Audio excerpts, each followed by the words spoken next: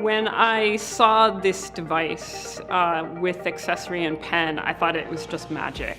The sort of shock factor was when it laid flat, the ease of it. When I first saw it, I thought immediately, like, this is a game changer. All of a sudden, you could be really, truly immersed in a drawing. Having a big screen just means you can simply see more of your music. It's really sharp.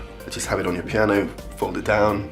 It's kind of a composer's dream, actually. Even though, like, this to this is a kind of simple move, I can't believe no one ever did it before because now you can actually put it down and work on it as though it's a drafting board. All of a sudden the keyboard and the mouse go away and it's all you and the device, your pen and the dial. The dial is so simple. When you first see it, you kind of wonder, well, what's this actually going to bring to the party?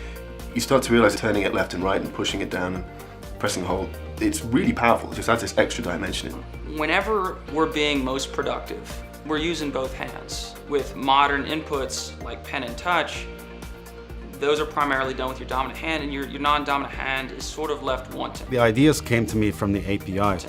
It informs you of the angle of the device. So I thought, well, degrees, obviously. Why don't we build a protractor tool?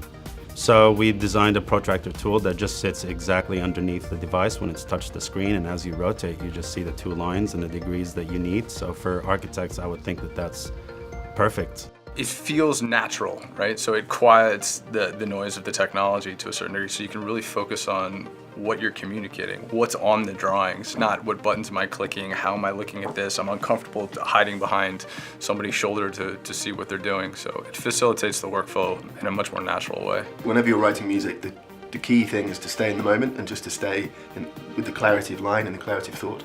So any way that you can kind of have your toolbox right underneath your hand and just turn the tools around and manipulate the music as you're writing.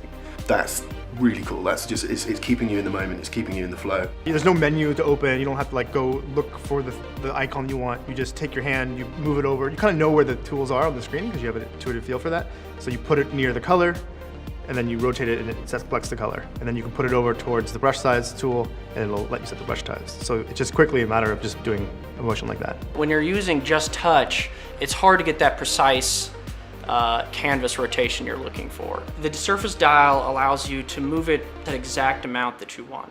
Toggling between layers, that one's super interesting because logistics is a big part of construction. It's a big part of planning. And so the ability to go forward and backward kind of in time and to do reviews forward back in time to expose more information and less information on the PDF is really powerful. The other is the split screen. When you take the dial and place it on the screen, the display splits and it's zoomed in, but it knows where you place that dial on the screen.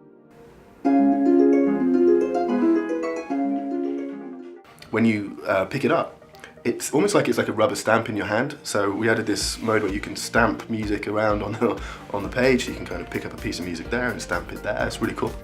When there's actually real hardware and real things that are coming out that are new, it's just a blast to work on.